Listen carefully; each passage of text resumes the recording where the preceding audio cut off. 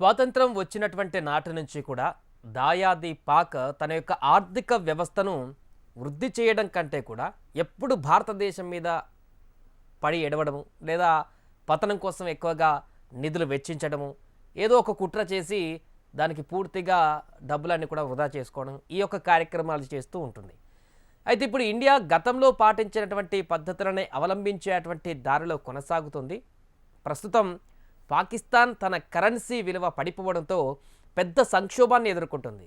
మనకు తెలిసిందే పాకిస్తాన్లో తాజా ఆర్థిక పరిస్థితులకు సంబంధించి అక్కడ తినడానికి తిండే దొరకలేనటువంటి పరిస్థితి అక్కడ జనాలకి కనపడుతున్నటువంటి పరిస్థితి. ఇక మిగతా విషయాలు తెలుసుకుంటే ఇంకా దారుణంగా పెట్రోల్ కానీ మిగతా నిత్యావసరానికి సంబంధించినటువంటి మిగతా అన్ని వ్యవస్థల్లో కూడా అదే రకమైనటువంటి పరిస్థితి. ఇప్పట్లో ఆర్థిక వ్యవస్థ కోలుకునేటువంటి పరిస్థితి కూడా లేదంటూ కూడా అక్కడ ఉన్నటువంటి మాజీ ప్రధానులు చెప్తున్నారు. సో దశాబ్దాలు అక్కడి ప్రభుత్వ తప్పుడు విధానాలతో ఇప్పటికే ఆర్థిక సంక్షోభాన్ని ఎదుర్కొంటున్నటువంటి పాక్ తాజాగా ఒక కొత్త కరెన్సీ నోట్లను విడుదలకు కసరత్తు ముమ్మరం చేసింది. ఇదే విషయాన్ని పాక్ సెంట్రల్ బ్యాంక్ ప్రకటించింది. నగదు సంక్షోభాన్ని ఎదుర్కొంటున్నటువంటి పాక్ ప్రధానంగా నకిలీ నోట్ల బెడదతో అతలాకుతలమవుతుంది. వీటితో ఆర్థిక వ్యవస్థకు భారీ నష్టం వాటిల్లుతుంది. సో కొత్త నోట్లు అంతర్జాతీయ అధునాతన భద్రతా సాంకేతికతతో ఉంటాయని state bank of Pakistan governor Jameel Ahmad వెల్లడించారు. ఇందుకోసం కొత్త డిజైన్లు హై సెక్యూర్డ్ నెంబర్లను వాడాలని నిర్ణయించుకున్నట్టుగా తెలిపారు.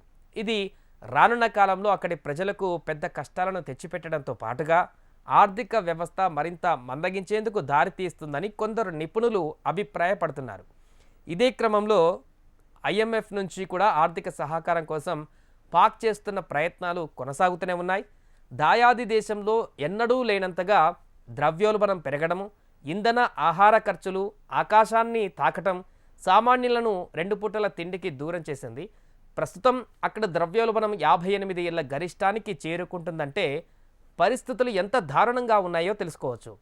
సో అలాగే ఫారెక్స్ నిల్వలు సైతం $3 బిలియన్ దిగువకు పడిపోవడం మరింత ఆందోళనకు దారితీస్తోంది. సో నెలల చర్చల తర్వాత IMF నుంచి $3 బిలియన్ అత్యవసర నిధిని పాకిస్తాన్ పొందగలిగింది. చైనా, సౌదీ అరేబియా, UAE వంటి మిత్రదేశాలు కూడా పాక్ విదేశీ మారక నిల్వలను పెంచడానికి తమ వంతుగా సహాయాన్ని అందించాయి.